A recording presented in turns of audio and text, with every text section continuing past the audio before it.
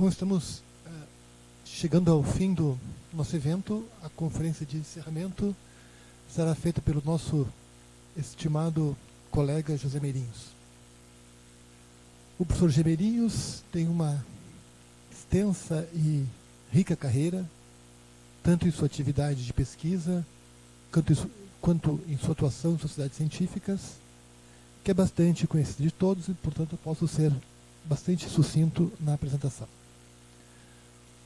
O professor José Meirinhos é professor catedrático e investigador ligado à Universidade do Porto e pesquisador principal dos projetos Aristotélica Portugalência, sobre a recepção de Aristóteles em Portugal até o século XVIII, e sobre a escolástica ibérica. Meirinhos é também presidente da Sociedade Portuguesa de Filosofia e presidente da SOFIME, Sociedade de Filosofia Medieval, cujo objetivo é fomentar as pesquisas sobre pensamento medieval na Península Ibérica. Suas pesquisas são numerosas e importantes, tendo traduzido Agostinho, Boécio, os tratados de Hispano. Suas publicações são muitas e variadas na área de filosofia da mente, do conhecimento, teorias políticas. Cito apenas o célebre volume Bibliotheca Manuscripta Petri Hispani, que foi citado pela Valéria no curso da manhã. Bom, hoje Meirinhos nos falará sobre a filosofia em vulgar no final da Idade Média, textos e perspectivas de investigação sobre o nascimento português como língua filosófica. Muitíssimo obrigado, Meirinhos. É um grande prazer e uma grande honra tê-lo aqui em Porto Alegre. Muito obrigado por essas palavras. Boa tarde a todos os presentes e a quem nos segue. E como todos os que me antecederam, eu quero agradecer à Sociedade Brasileira para o Estudo da Filosofia Medieval o convite para participar no seu primeiro congresso e ao professor Alfredo Storck pelo generoso acolhimento. Para todos nós, creio, foi um anfitrião fantástico, sempre presente no meio de todo o trabalho que um congresso desta envergadura exige.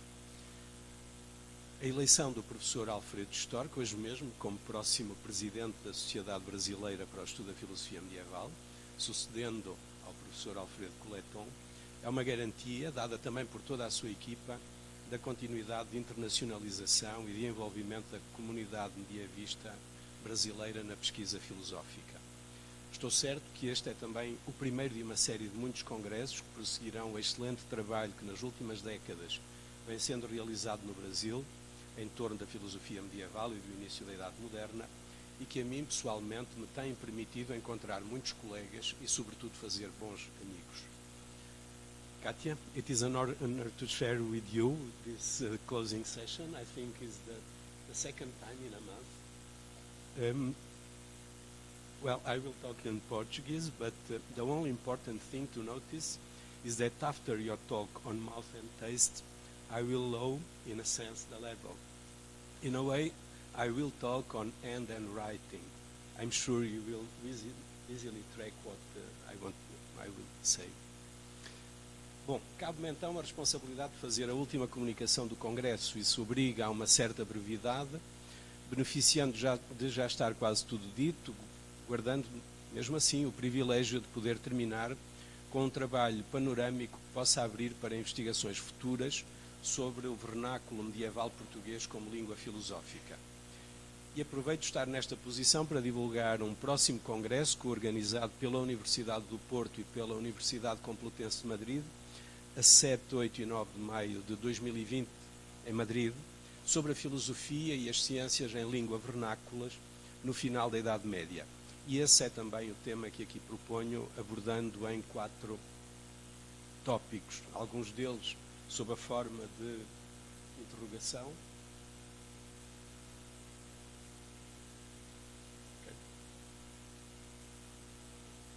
Ali já está.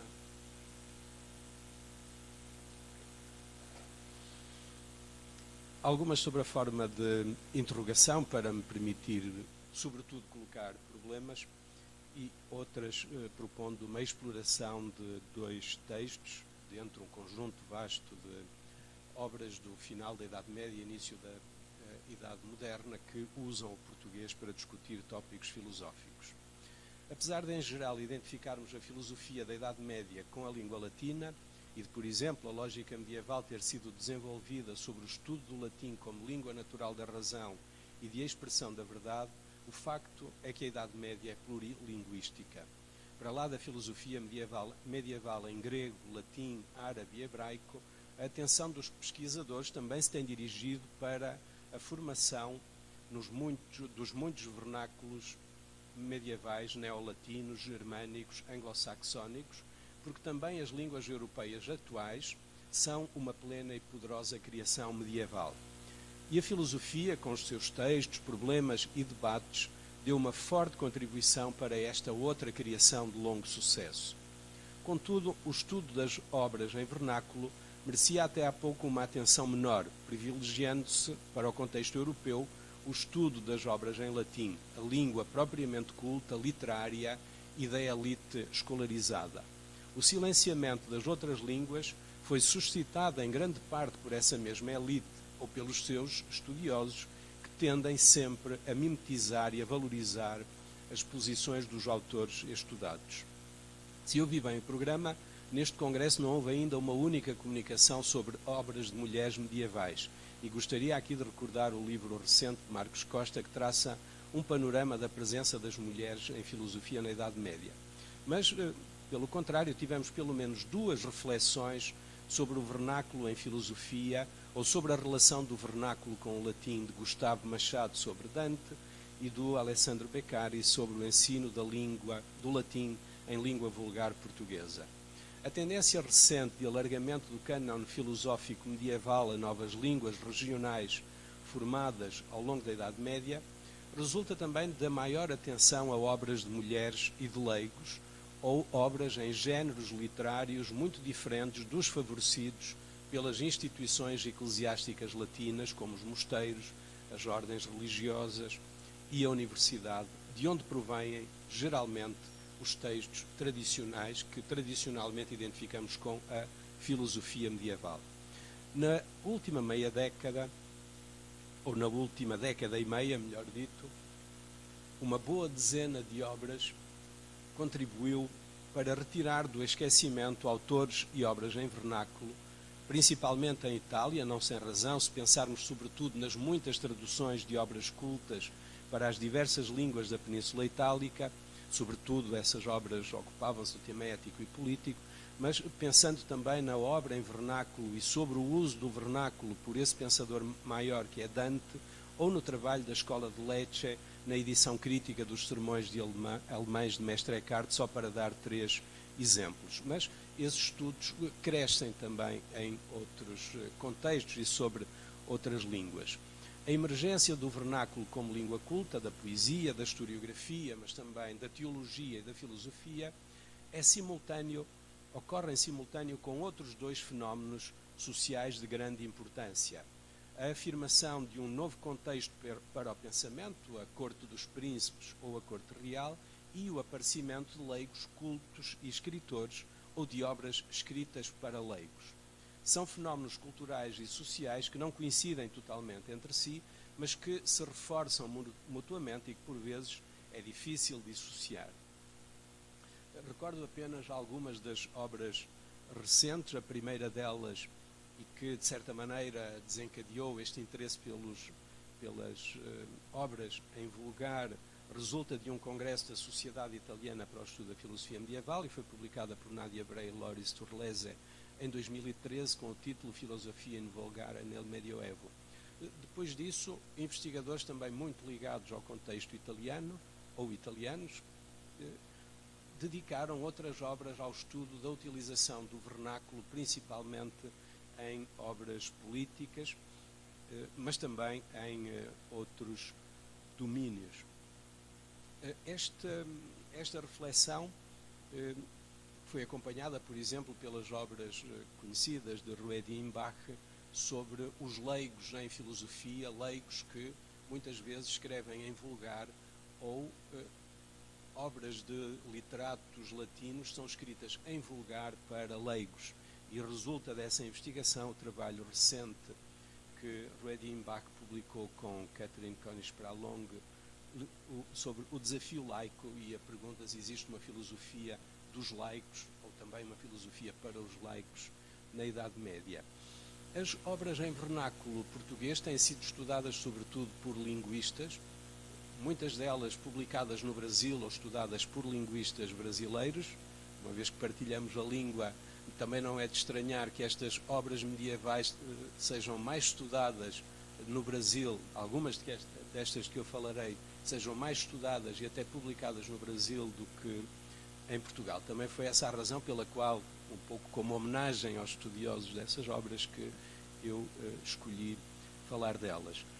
Uma tese recentemente defendida por Marisa Henriques em Coimbra ocupa-se de uma destas obras e procura discutir justamente este problema da utilização do vernáculo para exprimir problemas filosóficos. Ocupa-se de uma destas obras, que se chama, uma obra espiritual, de formação espiritual, que se chama O Horto do Esposo, e a Marisa Henriques procurava compreender como aí aparecem elementos ligados à ciência ou à filosofia ou à teologia, desencadeando algumas tensões na própria construção do texto. A bibliografia recente, que convém ter em conta, mostra a formação deste complexo cultural que nos obriga a vários descentramentos importantes para podermos compreender convenientemente. Em primeiro lugar, devemos abandonar uma ideia a priori do que seja a filosofia, ou que a filosofia tem sempre a mesma a forma da disputa escolástica e do comentário, porque estes textos não têm, de facto, essa forma. Em segundo lugar, o segundo descentramento obriga-nos a relocalizar geográfica e institucionalmente o trabalho filosófico, por um lado numa outra língua e por outro lado em outros contextos sociais, por exemplo, a corte, e sobretudo a corte real ou cortes senhoriais. E, em terceiro lugar, devemos ter presente que o diálogo entre leigos e letrados é quase sempre um leitmotiv desta literatura, que em geral é moralista e moralizadora e tem um fim didático. E em quarto lugar, é, na minha opinião, essencial adotarmos aquele método que Gregório Piaia propunha para a história da filosofia e para a história da filosofia medieval enquanto descolonização do passado. Isto é, devemos ter uma atitude que evite projetar no nosso objeto de estudo quer os preconceitos do presente, quer as ideias feitas sobre o período que estamos a estudar e quer querer entender tudo a partir dos grandes autores da época, como se todos os outros textos fossem émulos ou epígonos ou representações menores do que os grandes autores medievais fazem. E depois destes descentramentos, podemos então perguntar se há filosofia em vernáculo português no final da Idade Média e início da Idade Moderna. O que é que temos em português que nos permita delinear o perfil de uma formação da língua também no seu vocabulário especulativo? Haverá alguma ou várias obras que propriamente possamos considerar uma contribuição filosófica que ilustre pelo menos o interesse dos leigos pela filosofia e que testemunha algum conhecimento da filosofia no território onde então se falava essa nova língua? E qual é o contributo que essas obras, porque elas existem, terão dado e como para a formação do vocabulário filosófico português? A primeira estrofe do soneto Língua Portuguesa, de um poeta brasileiro, Olavo Bilac, detalha bem os aspectos paradoxais da relação entre a língua e a cultura ou o pensamento. Essa primeira estrofe diz: última flor do Lácio, inculta e bela, és a um tempo esplendor e sepultura, ouro nativo que na ganga impura a bruta mina entre os cascalhos vela. A última flor do Lácio, a última filha do latim é o português. O poema refere-se ao português. Olavo Bilac parte exatamente dessa relação que aqui na época medieval encontramos a fervilhar, a relação com o latim, uma derivação que engrandece também o latim, mas à qual a nova língua corresponde com a exibição das suas riquezas, e é esse o esplendor da língua, mas ao mesmo tempo a língua é uma mina em bruto que esconde, que vela esse ouro nativo que a língua também transporta. Esta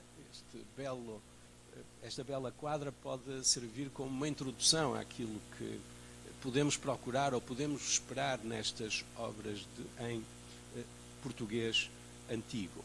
E elas são várias. Eu falarei principalmente de duas, e enumero aqui 4 delas, 5, que nenhuma delas de facto foi escrita com uma intenção propriamente filosófica, e mesmo todas elas, exceto aquela que se ocupa da imortalidade da alma, usa a filosofia como o tema central em discussão. A filosofia surge também nestas obras como um motivo principalmente sociocultural e como um recurso com intenção didática.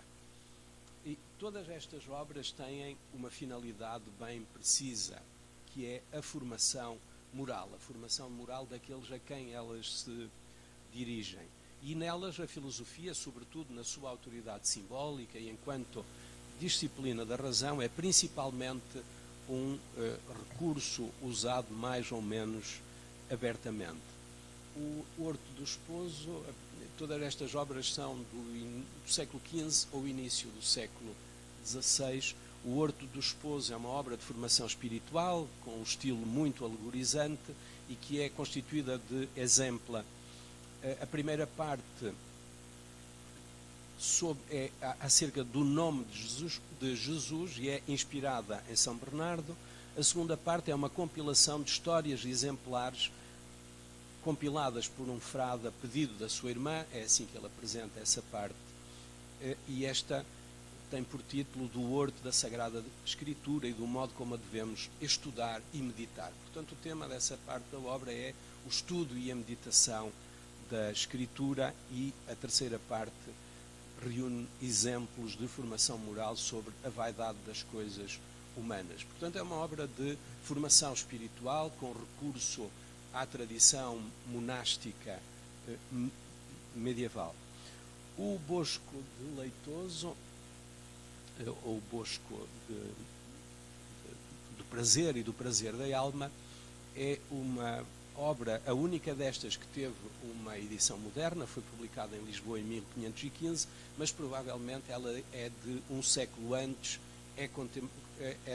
da mesma época do Horto do Esposo. Ambas terão sido compostas na mesma época por monges de Alcobaça, um mosteiro cisterciense, o mais importante mosteiro com Santa Cruz de Coimbra do Reino de Portugal. O Bosco de Leitoso é uma obra de identificação moral pelo elogio da vida solitária, que na sua primeira parte contém uma adaptação ou até mesmo uma tradução integral dialogada do De Vita Solitária de Petrarca, uma das primeiras tradições de Petrarca para uma língua vernácula, prosseguindo na segunda parte com uma viagem simbólica pelos bosques até à ascensão da alma ao cume da montanha, uma forma figurada de descrever a ascensão interior da alma, que termina na contemplação de Deus face a face e até um diálogo entre a alma que se eleva a Deus e o próprio Deus que lhe responde.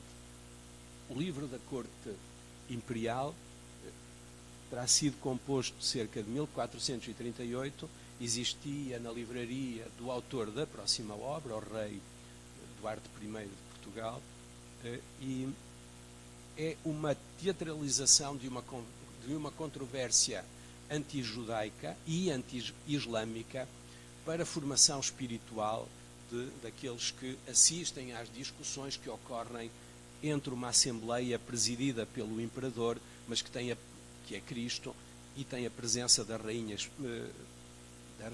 celestial, que é a Igreja Triunfante, e onde participa também a Igreja Militante. Portanto, uma obra construída sobre temas teológicos, de formação religiosa, onde se recorre também à literatura monástica com essa intenção de formação moral daqueles a quem a obra se dirige, que não são monges, neste caso, ou no caso do livro no caso do Bosco de Leitoso, dirigido aos leigos que a leem, e neste caso, em parte também, a monges. A outra obra e das outras duas eu falarei um pouco mais em pormenor, lendo algumas das suas passagens, nascem um pouco do mesmo contexto, dirigindo-se a leigos, utilizando a literatura de formação espiritual de tradição monástica e também recorrendo a exemplos de filósofos, mas com uma diferença: as duas obras seguintes, aquelas que eu falarei, são compostas no contexto da corte e, portanto, já não num contexto monástico. O Leal Conselheiro é uma obra que reúne textos dirigidos pelo rei Duarte I de Portugal ao longo de algum tempo, como ele explica, e que terá sido compilada no último ano da sua vida, em 1438, ou provavelmente um pouco depois. A obra começa com um prólogo em que o rei fala na primeira pessoa e explica o seu projeto e porque é que escreve e para quem escreve. E por isso este prólogo é particularmente interessante para o nosso tema, por causa das reflexões em torno da escrita, da leitura e da utilização da língua para a formação dos membros da corte. E no prólogo, onde começa por dizer que dedica a obra à esposa, à rainha, no prólogo escreve sobre a sua condição de rei e o interesse em deixar exemplo de pensamento, o que faz com que onde podemos ler este texto.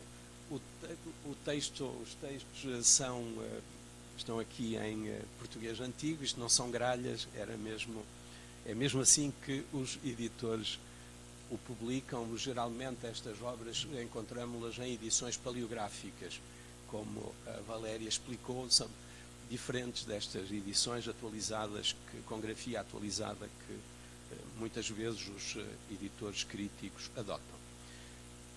Escreve o rei: ainda que o meu cargo mais seja mostrar por obras e palavras, em alguma parte eu desejo obter merecimento dos que fazem leituras de boas e virtuosas ensinanças.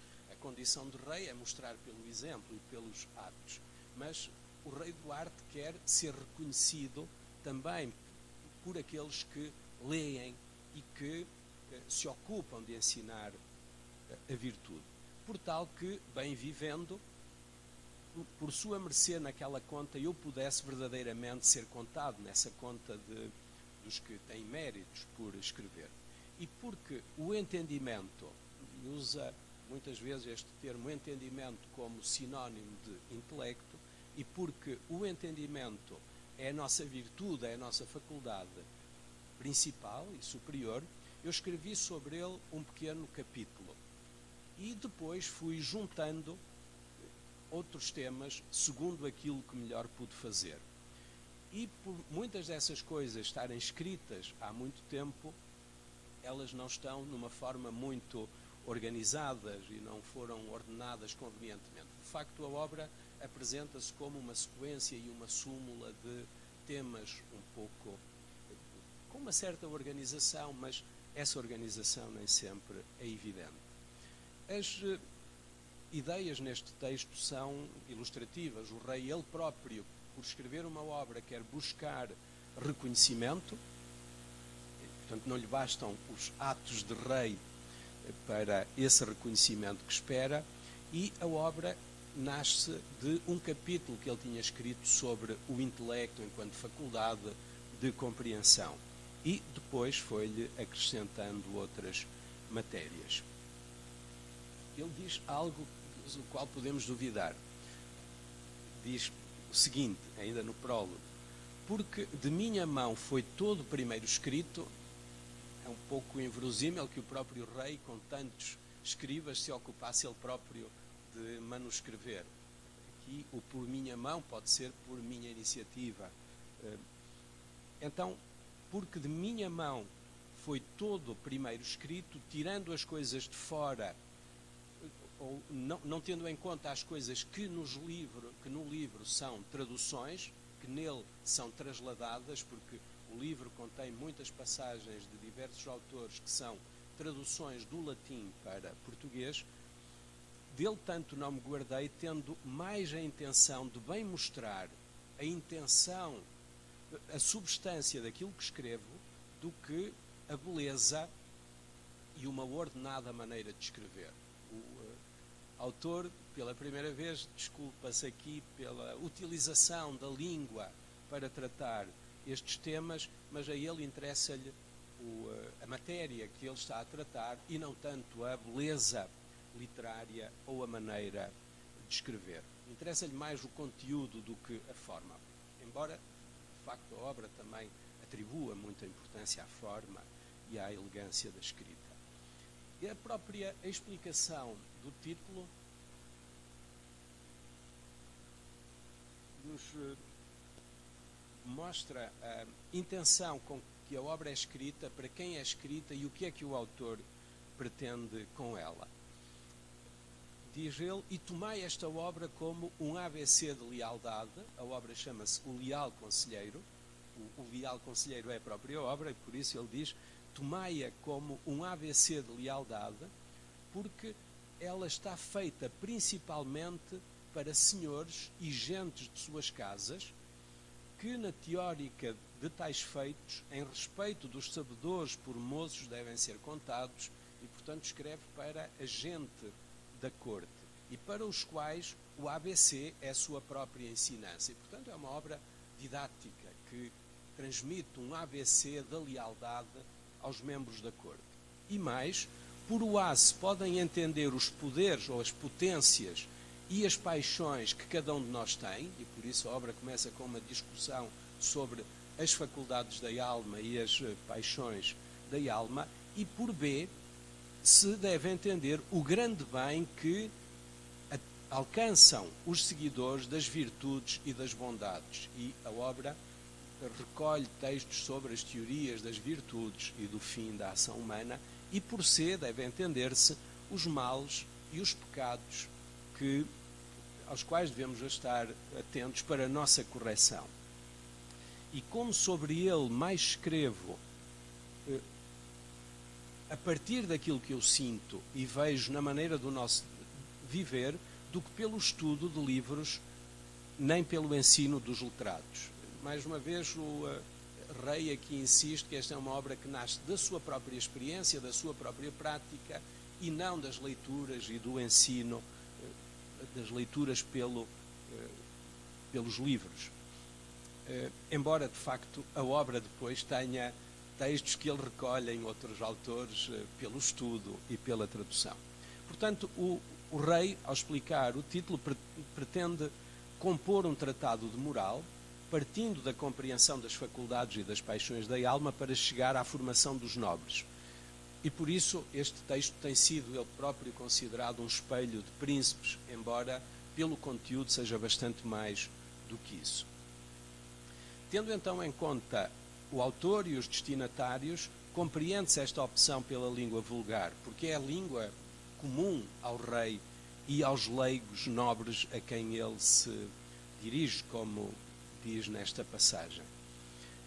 É um dos temas que é recorrente no texto, é esta oposição entre o viver, que é próprio, e a experiência, que é próprio da condição do rei, face ao estudar, que é a condição de outros, dos letrados, onde o rei desta forma não se inclui, embora ele seja um letrado e escreva para eles. E esta obra, como se destina a formar, anuncia o rei, esta obra, destinando-se a formar, deve rodear-se de precaução e de método, porque não é uma obra para escolares, para esses que estão habituados à leitura e a aprender pela leitura. E por isso propõe um método para ler uma obra como esta. Cumpre, para melhor se entender, de se ler a obra desde o início, passo a passo, aos poucos e de cada vez, bem apontando e, portanto, memorizando bem tudo e dedicando-lhe um tempo razoável, todos aqueles que lerem e ouvirem a obra. E adverte, porque se a obra for lida de outra maneira, então aos letrados, se for lida de uma forma corrente, aos letrados parecerá uma obra feita com simplicidade, e aos outros, àqueles que não são letrados, se não lerem com este vagar e atenção, parecerá nada aprenderão com ela. O autor propõe, portanto, um método da atenção e da demora no texto para poder assimilar o que naquele é proposto. E é por isso que ele também decide escrevê-la em língua vernácula, mas utilizando a língua vernácula como um instrumento político, como parte de um programa político de formação moral para a vida interior e também para a vida pública virtuosa. Escreve: com desejo que razoadamente, e portanto pelo uso da razão, o razoado é o uso da razão para a assimilação daquilo que é aconselhado, com desejo que pela razão prouvesse aos mais que o vissem e recebessem por ele algum bom conselho, lembrança ou avisamento, acordei de levar esta ordem de escrever na geral maneira do nosso falar. É a forma como descreve o português a geral maneira do nosso falar. Dirige-se neste caso à rainha. E tal tratado me parece que principalmente deve pertencer para homens da corte que alguma coisa saibam de semelhante ciência, neste caso a ética, a ciência moral, e desejem viver virtuosamente, porque aos outros bem penso que não muito lhes praza de o ler nem ouvir. Aqueles que não pertencem a este contexto não encontrarão agrado, ou porque não é uma obra escolástica, ou porque é uma obra com matéria difícil e por isso não a entenderão. Fiquei sem. Vou ligar uma. 16? Sorry. Peço desculpa, espero um minuto. Isso pode permitir passar um pouco para a obra seguinte, recordando apenas que esta obra que merece, é daquelas que têm merecido mais estudos, também sobre o seu vocabulário, é a primeira obra a propor uma reflexão sobre a saudade, com a forma suidade e ao compreender a tristeza e a melancolia e as emoções, descreve a saudade como um sentimento do coração e por isso propõe, diz até que não encontra nos livros nada acerca da saudade e por isso propõe a cada um que ausculte o seu próprio coração para entender o que é a saudade. É a primeira reflexão em português sobre a saudade como uma emoção e como, sabem, a saudade é o único termo português que se encontra no Dictionnaire des Intraduisibles, dirigido por Bárbara Cassin. É a nossa única palavra a ter merecido uma entrada, e a entrada no dicionário é escrita por um brasileiro, por sinal. Português não tem ainda outros intraduzíveis e o rei Duarte é o primeiro a ter refletido sobre. Se deve ter acontecido aqui alguma coisa no meu computador, porque ele tem.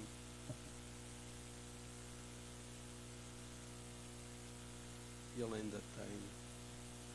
Não sei porquê. O meu Word deixou de funcionar.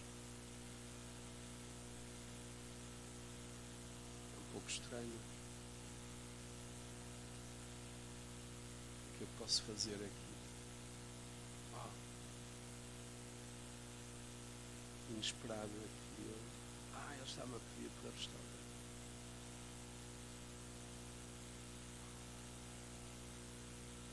É só um momento enquanto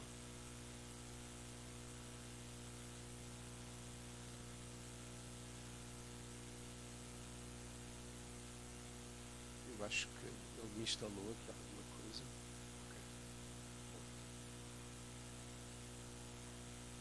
Peço desculpa pelo interregno. tinha que acontecer quando falávamos da saudade, o grande contributo do Dom Duarte para a formação do vocabulário em português. As outras obras testemunham também do mesmo interesse pelo saber e pela formação moral, no mesmo contexto da corte de Avis, um conjunto, uma família e um conjunto de nobres ilustrados que se interessam muito pela filosofia então em voga entre os leigos, sobretudo o pensamento de Séneca, de Cícero, menos o pensamento de Aristóteles. E é também no contexto da corte real, mas um século mais tarde, que tem origem a segunda obra de que eu falarei para terminar, o Tratado da Perfeição da Alma, de Álvaro Gomes, que é datável, segundo o editor, de cerca de 1550, sensivelmente um século depois, e que subsistiu num único manuscrito anónimo que foi publicado nos anos 40. No proémio, Álvaro dá duas informações que são assaz interessantes. A primeira é que a obra procura responder a um interesse filosófico do rei João III. Escreve ele: estando Vossa Alteza o ano passado em Tomar, uma cidade portuguesa, a alguns dos seus letrados perguntou se podia provar por razões naturais e ditos de filósofos a nossa humana alma ser imortal e viver para sempre e viver eternamente. O topos do rei com interesses filosóficos é muito comum na literatura e por isso não é certo que o rei João III tivesse mesmo colocado a pergunta e a tivesse colocado desta forma. Mas também não é improvável que tenha acontecido, pois este rei estava empenhado na reforma da universidade, para cuja etapa preparatória criou em Coimbra um colégio de artes em 1542, colégio que em 1555 ele entregou aos jesuítas, que nele realizaram o famoso curso centrado no comentário da obra de Aristóteles. Este Colégio das Artes é propriamente uma criação deste mesmo rei. E é na corte real e em torno dos seus homens de letras que é então recuperada a discussão uma discussão que então varria a Europa Latina, e, por exemplo, os conimbricenses se ocupam longamente da demonstração da imortalidade da alma. E mais interessante ainda, na formulação da pergunta, o rei é explícito a pedir que a questão seja resolvida por razões naturais e ditos de filósofos, dispensando, portanto, as razões teológicas ou os argumentos da Igreja para demonstrar a imortalidade da alma humana. E a resposta é dada justamente com este livro.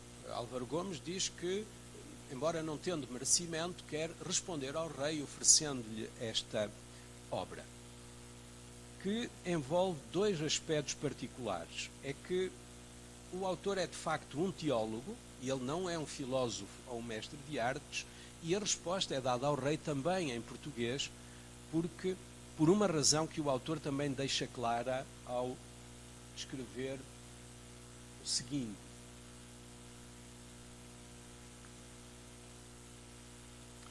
que ele pretende pôr em escrito todas as razões e autoridades, principalmente em linguagem em português, por ser mais comum a vossos naturais. E, portanto, também adota ele, teólogo, que escreve obras sobretudo em latim, adota o português, porque o português é a língua comum aos naturais, àqueles que fazem parte da corte e convivem com o rei. Também para se dirigir ao próprio rei, expondo-lhe os argumentos, não só de filósofos, sobre a imortalidade da alma. E como é para o rei, para a corte que Álvaro escreve, usa o português. E é por isso que, ao discutir de que coisa é criada a alma, se queixa de lhe faltarem as palavras de que dispõe em latim. O autor, ao longo da obra, por várias vezes, faz sentir que ele, como teólogo no latim, tem outros termos que lhe faltam em português. Não me atrevo mais a meter, quando ele está a discutir a questão da matéria espiritual da alma, ele não tem muita habilidade, de facto, para compreender ou debater as argúcias dos filósofos na discussão acerca da alma. E ele confessa-o: eu não me atrevo mais a meter mão nesta matéria, justamente a discussão de qual é a matéria da alma, porque quanto mais nesta linguagem em português a procuro declarar, tanto me parece que se faz mais escura. A adoção do português para um teólogo é ainda problemática. O problema não lhe sai facilmente explicado. E isto por não ter bastantes vocábulos para a poder claramente exprimir. Porém, baste-nos saber assim, em suma, que a nossa alma é composta da sua potência e do seu ato. É também uma maneira retórica de resolver o problema que é difícil de discutir. Não há termos em português, baste-nos saber que a alma é composta não de matéria, mas é composta de potência e ato. Já o conteúdo da obra é claramente mais influenciado pelas opções ditadas por esta condição profissional de Álvaro Gomes, que é teólogo e é mesmo confessor do rei. E nesta obra sobre a imortalidade da alma, ele discute o problema em três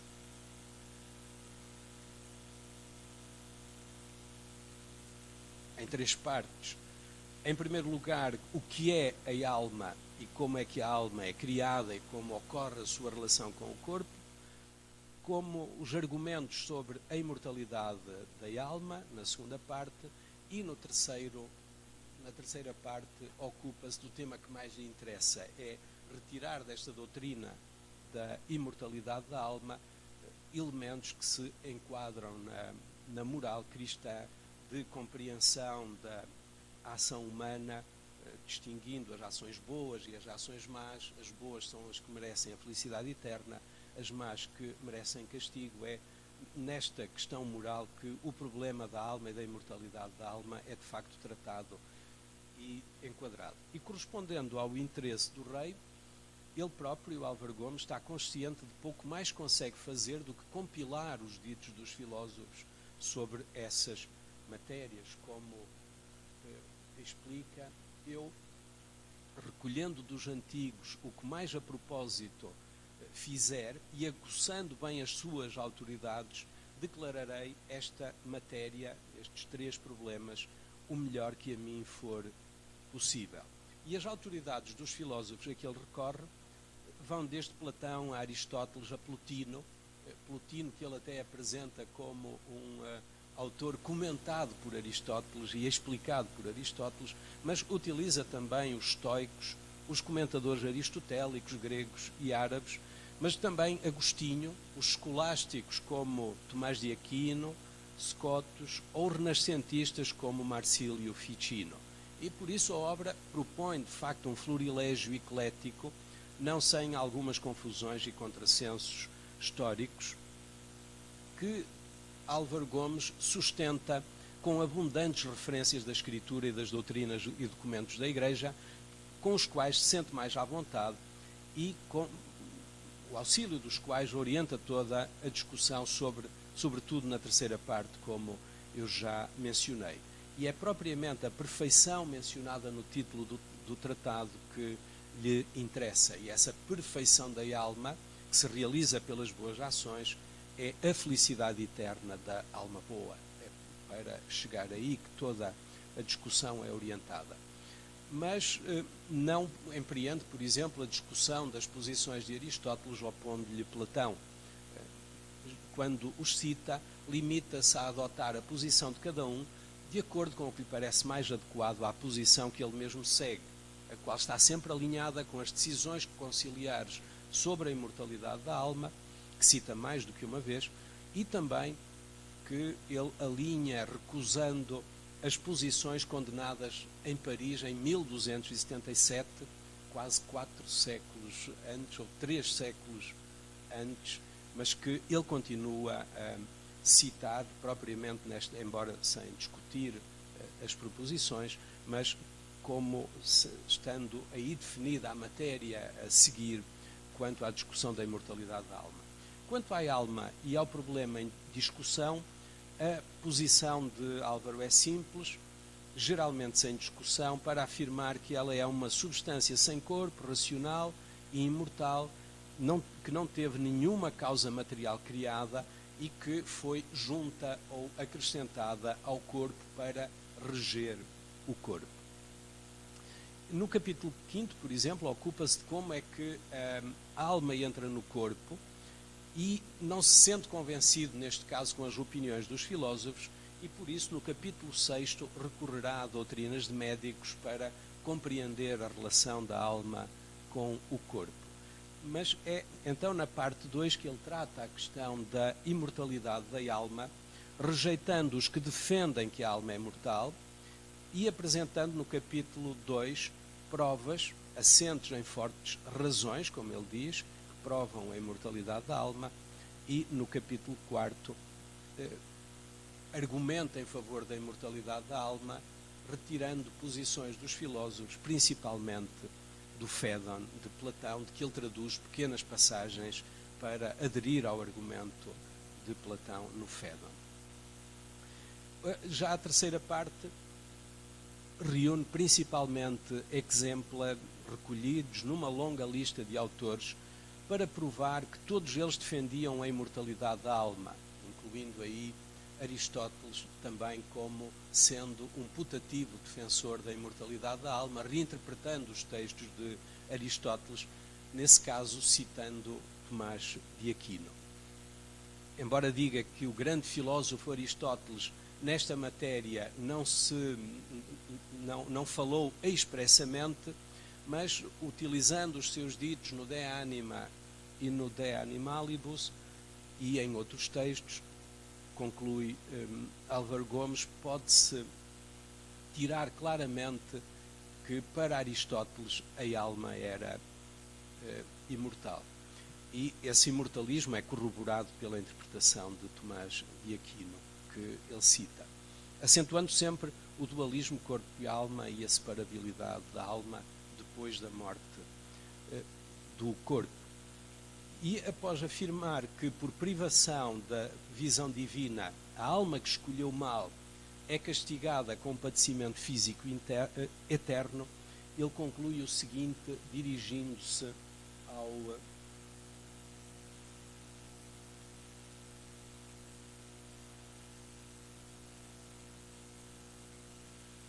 seguinte, é o anterior.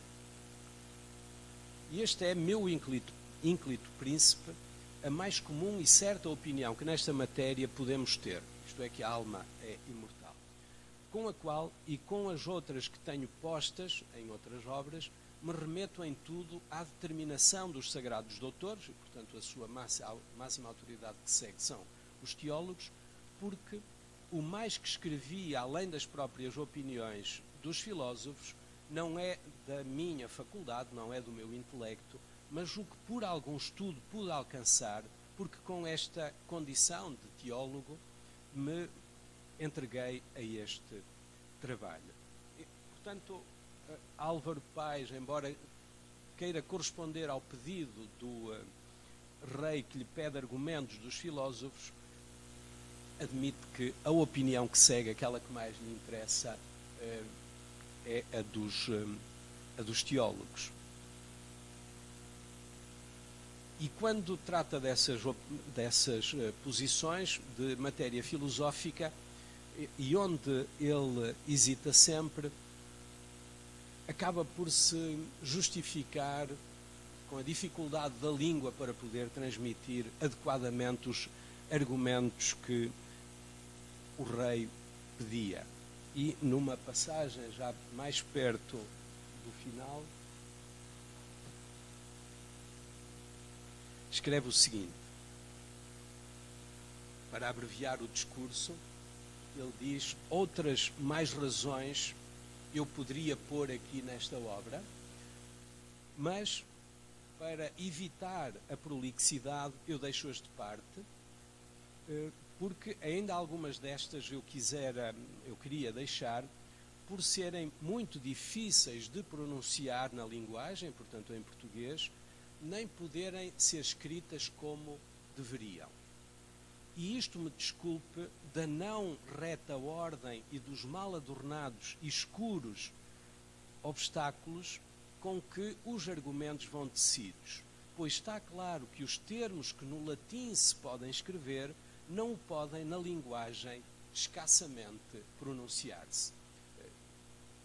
Álvaro Gomes, mais uma vez, exprime essa sua hesitação, a sua dificuldade na utilização do português para escrever de forma clara os argumentos que está habituado a encontrar em latim.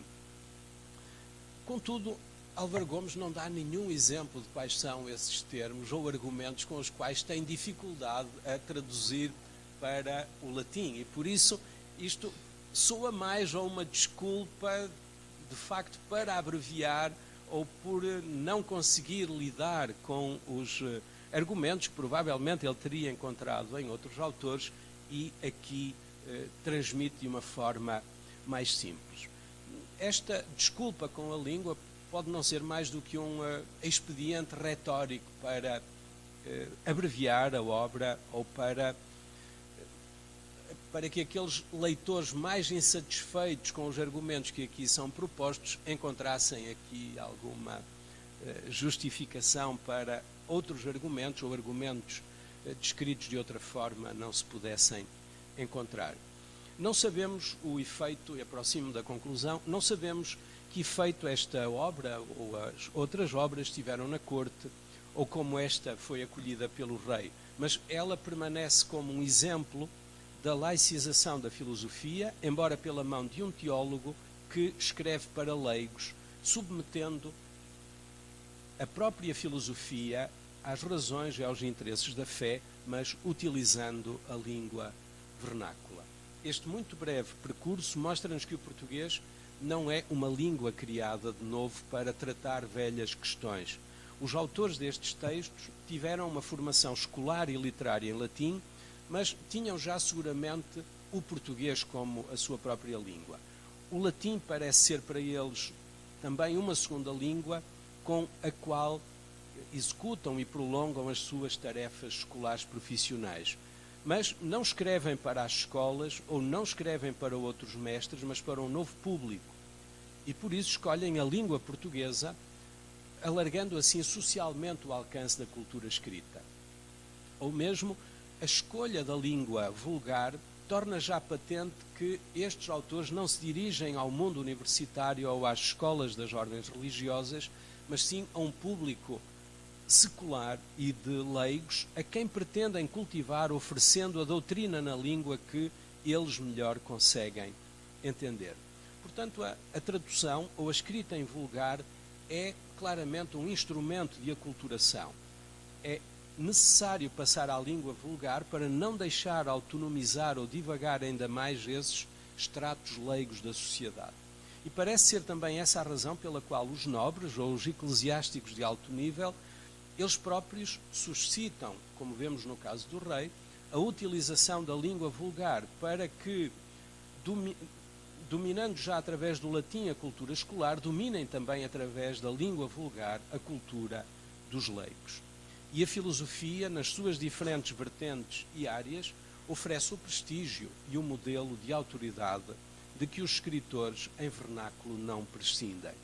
Deste modo, estas obras operam e atualizam mais uma vez a Translatio Studiorum que caracteriza a Idade Média, agora Translatio para as línguas vulgares, que nos séculos posteriores se autonomizarão até, finalmente, nos séculos XVIII e XIX, terem a sua lenta, mas triunfal entrada também na universidade, substituindo, por fim, o latim. Quanto à constituição do vocabulário, o que notamos nestes textos é que os autores não parecem experimentar grande dificuldade na adoção de conceitos utilizados pelos filósofos. A língua está constituída e é falada de há muito. Apesar das queixas de Álvaro Gomes, os autores parecem ser perfeitos bilíngues, por isso a sua passagem à utilização do português não parece revestir particulares dificuldades, pois os termos estão já formados, geralmente por decalque ou por modificação da grafia e da pronúncia do latim. Caso as obras tivessem sido escritas por falantes sem domínio do português, teriam maior dificuldade com o vocabulário ou desconheciam como utilizar.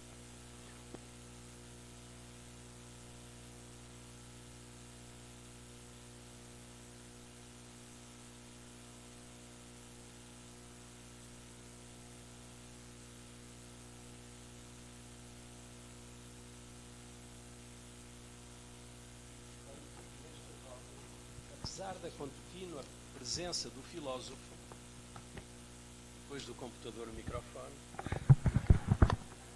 e também o videoprojetor, é evidente claro, no que ao conteúdo diz respeito, nestas obras, em todas elas, apesar da contínua presença do filósofo, é também evidente um claro afastamento relativamente à filosofia de Aristóteles, que continuava, por seu lado, a triunfar nas escolas e nas disputas, e aí continuava a ser a máxima autoridade do saber instituído. Pelo contrário, nestas obras em vulgar, é o evidente interesse por outros filósofos, sobretudo da tradição senequista, ciceroniana e, neste último caso, mesmo por Platão e pelos platónicos, recuperando a mediação de Agostinho e a sua conciliação com as escrituras e a ortodoxia da religião. Emerge aqui um claro fosso entre as escolas universitárias aristotélicas e os leigos mais platonizados ou mais estoicizados. Por fim, nestas obras, vemos claramente a língua vernácula a ser ocupada e usada pela mesma elite culta que usa o latim e que, portanto, através do vernáculo procura alargar ou consolidar o seu campo de influência. E por isso a língua não deixa de ser também, nesta época, o grande campo de batalha e de afirmação de grupos sociais que dominam as formas de expressão, ou na escola ou na corte real. Obrigado.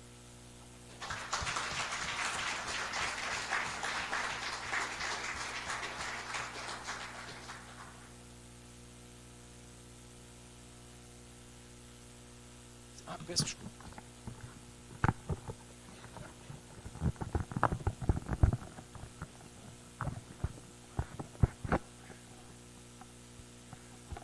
Primeiro, muito obrigado pela conferência. Eu abro de imediato a palavra.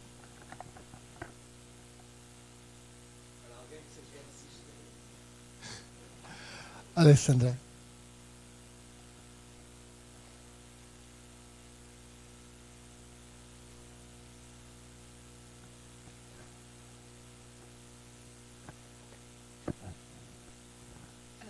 Muchas gracias por la interesantísima conferencia. Quería saber si en la literatura portuguesa hay traducciones de textos filosóficos desde latín en portugués, y si esas traducciones son también ¿cómo se puede decir? Unas simplificaciones de textos. Traduciendo se simplifica también el sentido, o las palabras o los temas. La primera pregunta. La segunda pregunta es, si he bien entendido, esta literatura es sobre todo una literatura de tipo ético-didáctico, que es una teoría de Ruedimbach también, le laïque, la filosofía en vulgaire, Dante, la filosofía y le laïque. Es posible que en otras literaturas, yo pienso a la literatura alemana, hay textos que hablan de filosofía o de metafísica en vulgar, en alemán antiguo. Y quería saber si hay ejemplos de textos filosóficos que tratan temas metafísicos, o no simplemente didáctico o no simplemente ético, en portugués. Si hay ejemplos pequeños también, o tentativos de hacer este tipo de literatura filosófica. Se me permite, para não fazer o extorquir e voltar, então, acho admirável o trabalho que você está fazendo de valorização da língua vernácula, acho super importante. A minha pergunta é sobre estes textos que você traz, en qué mídia están colocados y qué nivel de divulgación tinham, si eran reproducidos o tinham únicas versões. Né? Está entendido? Obrigado. Então, já que o microfone vem passando por aqui, então já vamos. Professor Meirinhos, antes de tudo, parabéns pela sua brilhante e instigante conferência. É sempre um prazer poder ouvi-lo, apesar de em português, né, embora o Álvaro Gomes nos diga que nem tudo possa ser dito e bem dito em português. Mas então, em todos os casos, eu gostaria de fazer-lhe uma pergunta em relação a outros poetas e autores portugueses, logo do início do surgimento da língua portuguesa. Só para citar um exemplo, Gil Vicente, por exemplo, o Alto da Barca do Inferno, o Alto da Barca do Paraíso, o Alto da Barca do Purgatório. Essas obras que a rigor são classificadas como literária, no seu ponto de vista, o que há nelas de filosófico e qual a pertinência delas para a filosofia? É uma pergunta que me ocorreu ao ouvi-lo falar, que realmente o senhor nos traz com isso um novo campo de pesquisa que nos deixa bastante curiosos. Muito obrigado.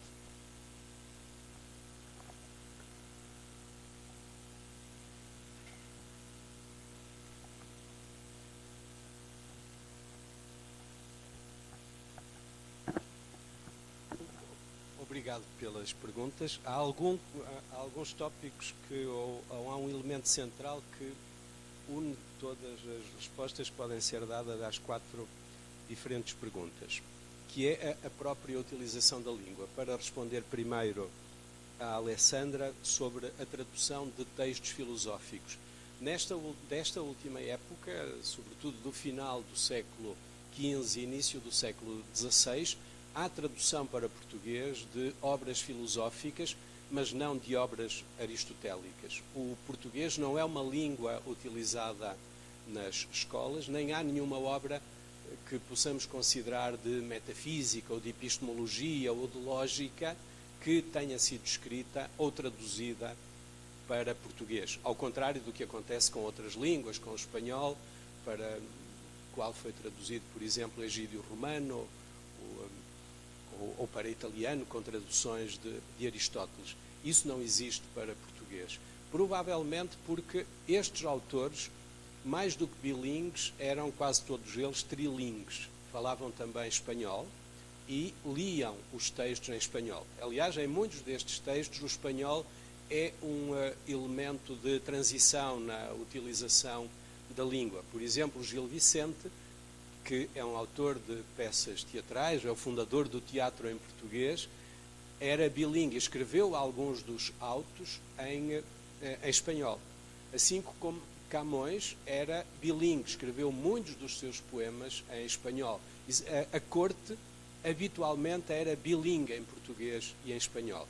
E por isso tinham acesso a textos não só em latim, como também em espanhol. E as obras traduzidas para espanhol eram muitas vezes a fonte que utilizavam e já não as obras escritas em latim. E por isso as traduções talvez não tenham sido necessárias por essa razão.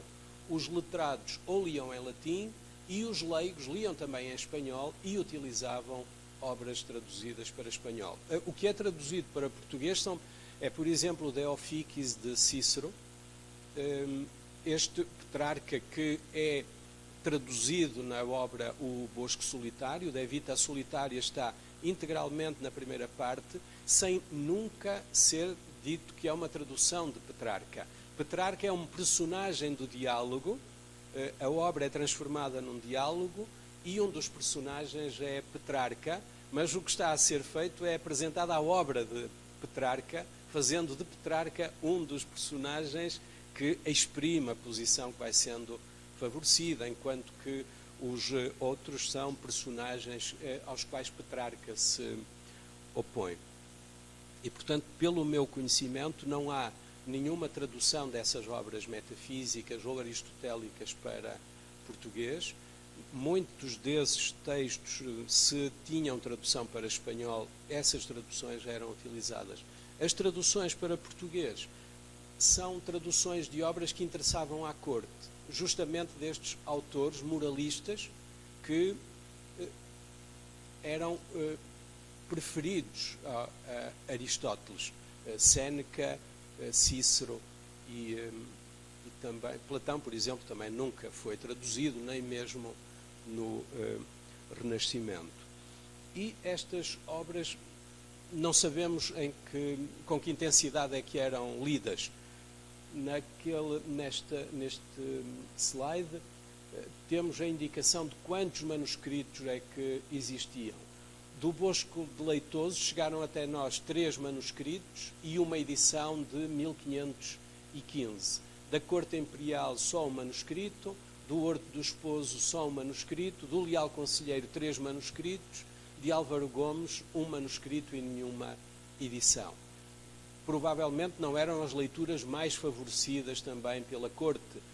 Sabemos que o rei Duarte tinha uma enorme biblioteca, ou pelo menos uma grande biblioteca para a época, onde existiam pelo menos um manuscrito do Bosco de Leitoso e também muitas outras obras em latim e traduções.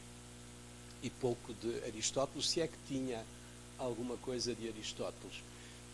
O que circulavam mais eram as obras dos poetas, dos historiadores. Essas têm uma maior difusão e em algumas delas encontramos algumas ideias filosóficas sobre, também geralmente sentido moralista e moralizador.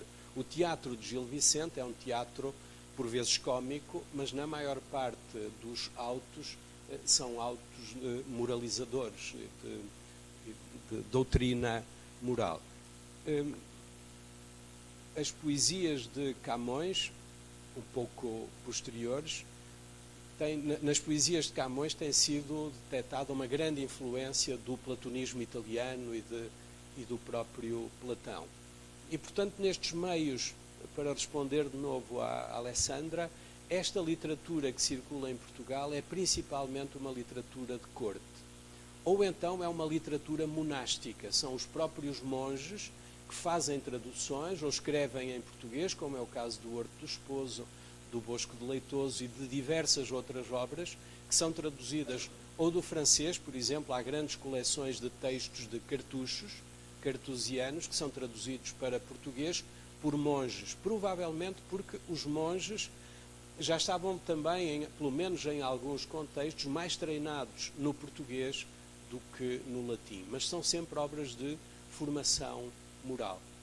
E por isso eu tendo a concordar com essa parte da leitura do Rouet d'Imbach, que esta é a literatura para leigos ou escrita por leigos, mas numa parte é escrita por monges, mas para leigos também.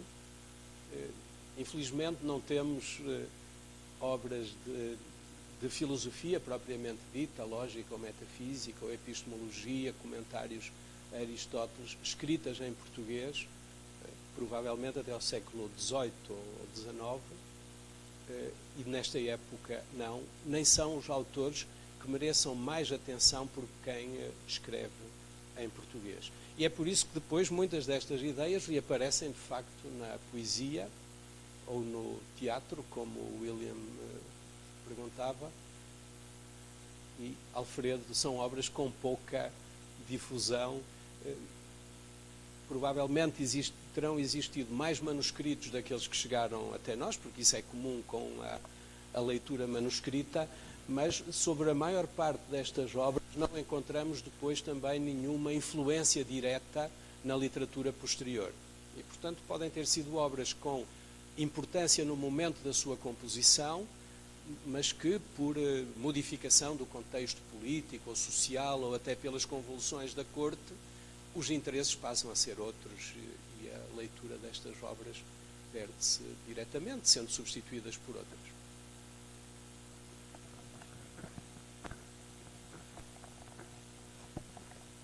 Mais alguma pergunta?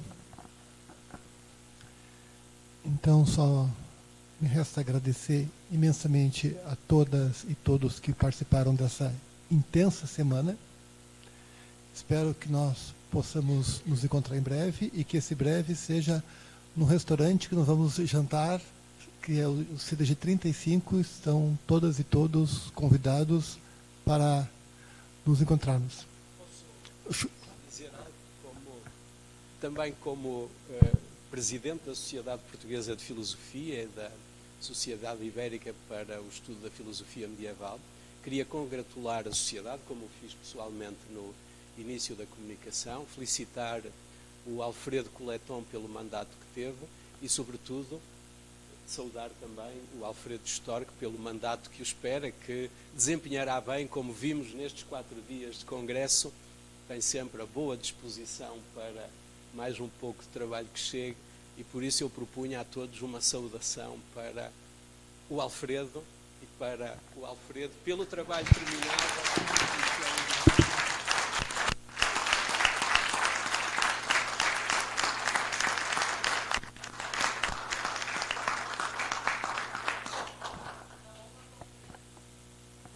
Como eu dizia, então, estão todas e todos convidados para nos acompanharmos ao jantar por adesão no CTG 35. Obrigado.